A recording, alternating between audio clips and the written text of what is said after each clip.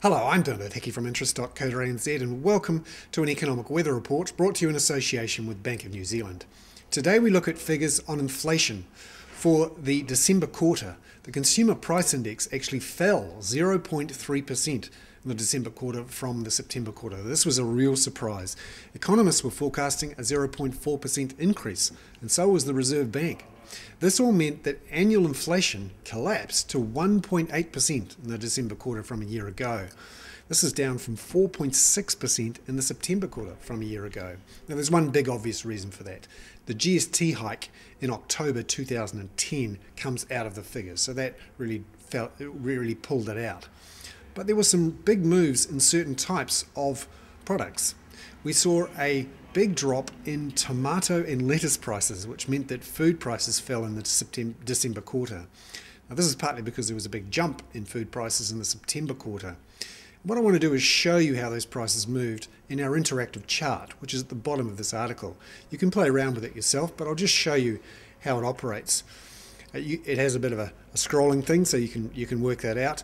Now at the bottom you can see here the various food groups that we have, various different types of inflation: food, alcohol, clothing, housing. Have a look at food. You can see here a big drop off in the December quarter, and that's because we had a spike up in the June and September quarters, again because of those floods. But it's worth looking at some of the other types of inflation as well.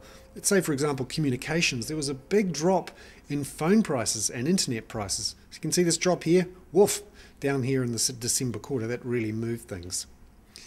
Elsewhere, we saw a change in non-tradable prices. Remember, there's different types of inflation. Non-tradable, that's the stuff that comes in New Zealand, things like education, household finance costs, and then tradable inflation, which is the stuff where prices are set by international prices: milk, cheese, meat, petrol, those sorts of things. And you can see in some of the categories, transport in particular, still running at quite high rates of inflation. That's because of higher petrol prices.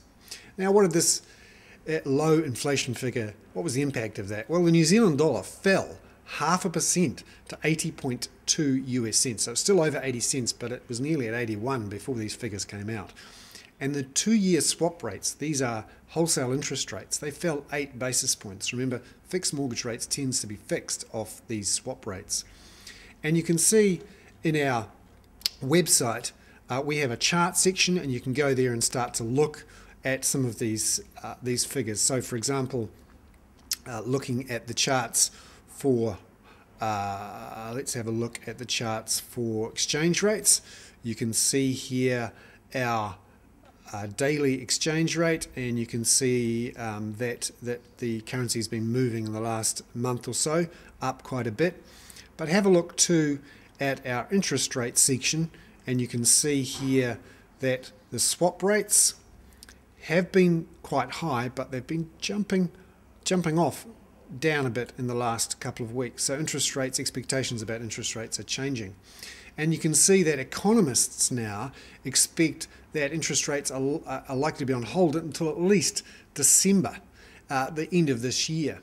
Whereas just a few months ago, people were talking about an interest rate hike around about now. Some people, including the NZIER, are saying we may not actually see a hike in the official cash rate until 2013, maybe not until the second half of 2013.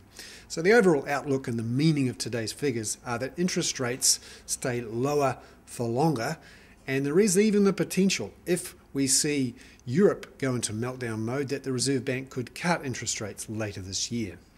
So there we have it. Inflation well and truly under control, well inside that 1 to 3% band that the Reserve Bank has, and a bit of a surprise for markets today. I'm Bernard Hickey. That was our economic weather report, brought to you in association with Bank of New Zealand.